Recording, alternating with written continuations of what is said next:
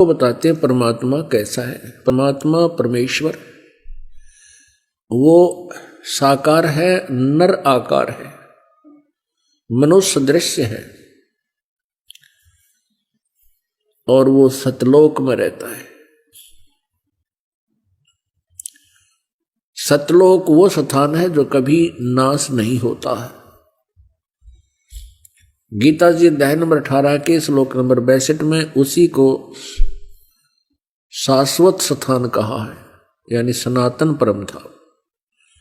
और वहां जाने के बाद प्राणी का फिर कभी जन्म मृत्यु नहीं होता। अब जितने भी सतलोक की सचखंड की महिमा गाने वाले ये पंथ हैं,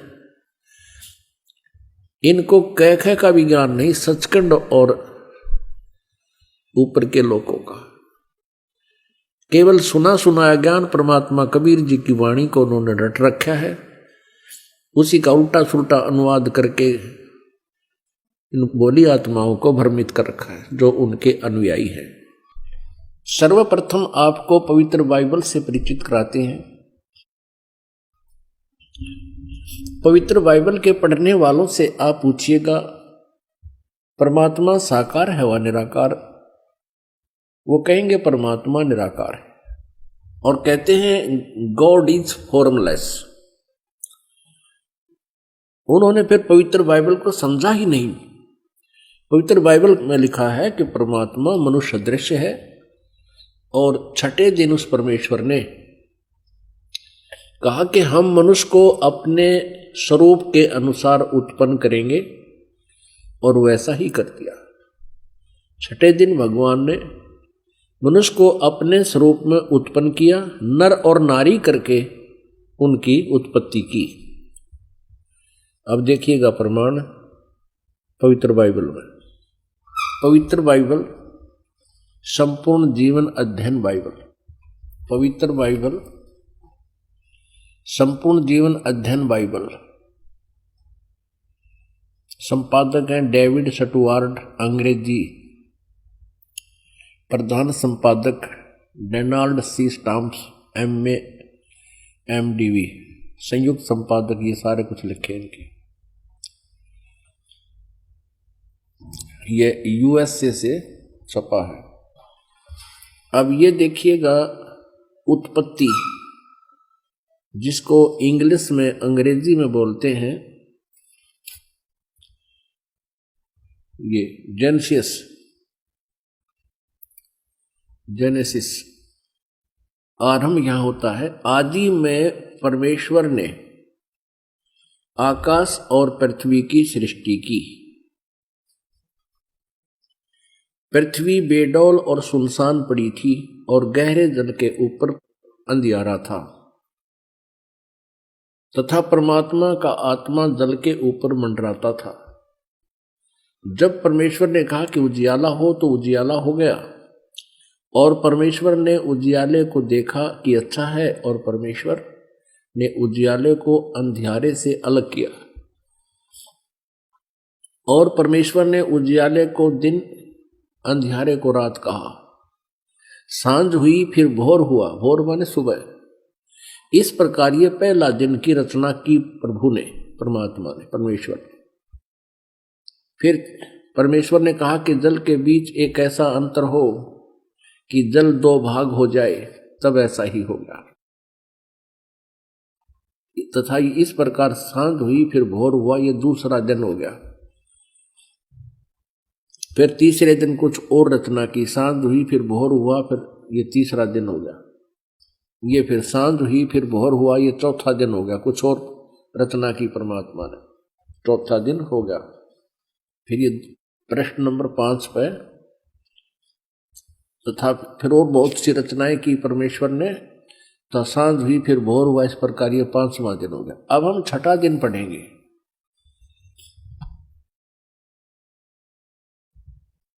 फिर परमेश्वर ने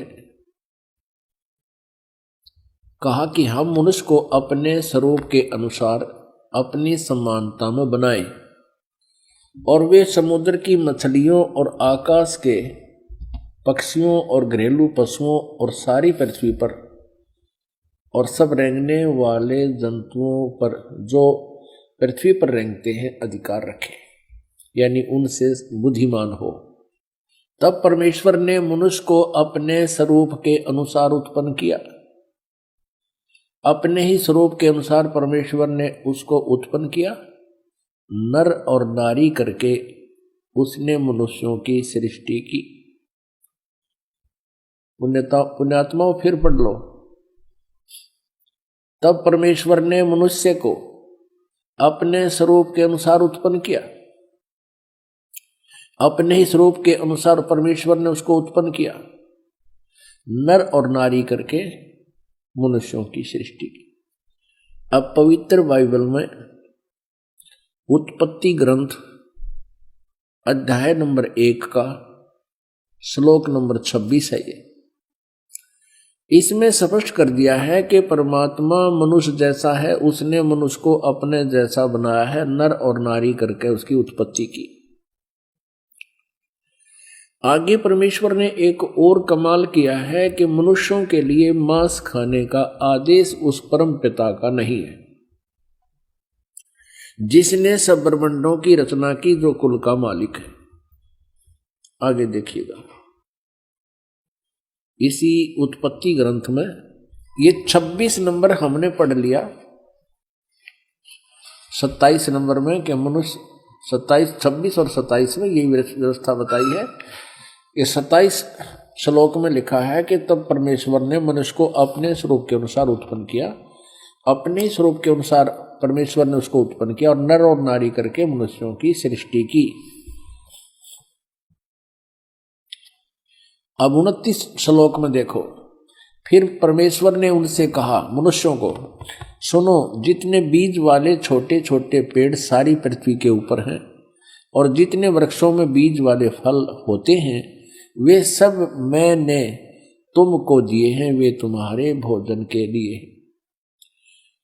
अब पूर्ण परमात्मा का कोई आदेश नहीं है मांस आहार करने का किसी भी मनुष्य को।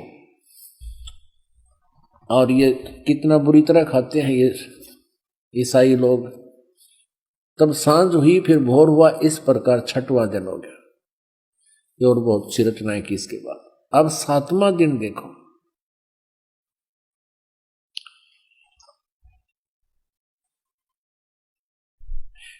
यों आकाश और पृथ्वी और उनकी सारी सेना का बनाना समाप्त हो गया 6ठे दिन।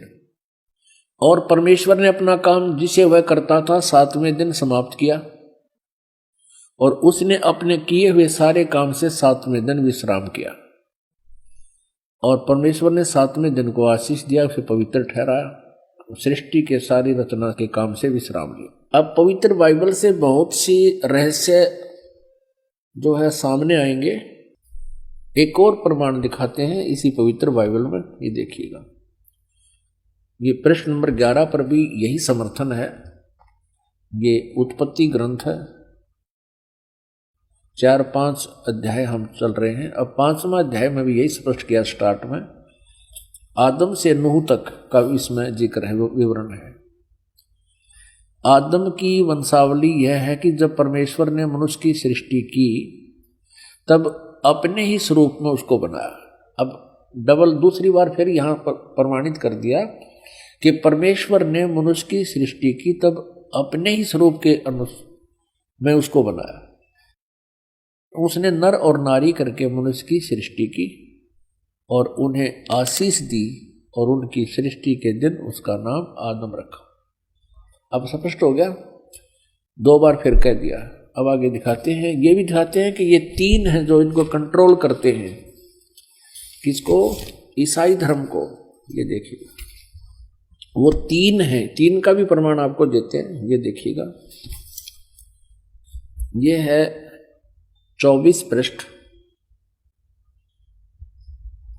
और वही उत्पत्ति यानी जेनेसिस 17-18। 3 अतिथि। अब्राहम ममरे के बांज वृक्षों के बीच कड़ी धूप के समय तंबू के द्वार पर बैठा हुआ था अब्राहम। तब यूहन्ना ने उसे दर्शन दिया।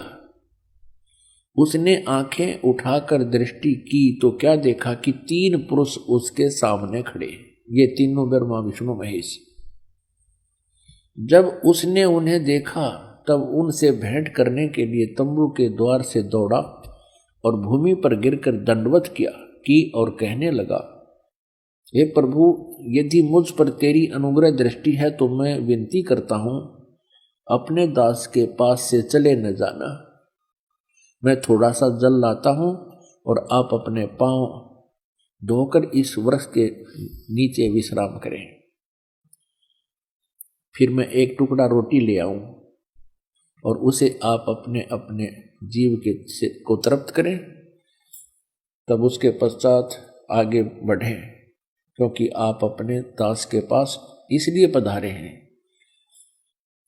उन्होंने कहा, जैसा तू कहता है वैसा कर। अब देखो पुण्यात्मा, इस पवित्र बाइबल ने यह सिद्ध कर दिया कि परमात्मा मनुष्य सदृश है, वो साकार है, मनुष्य जैसा है, क्योंकि उसने मनुष्यों की सृष्टि अपने स्वरूप के अनुसार की। दूसरा कंसेप्ट ये क्लियर कर दिया कि 7वें दिन तख्त पर जा बैठा, उसने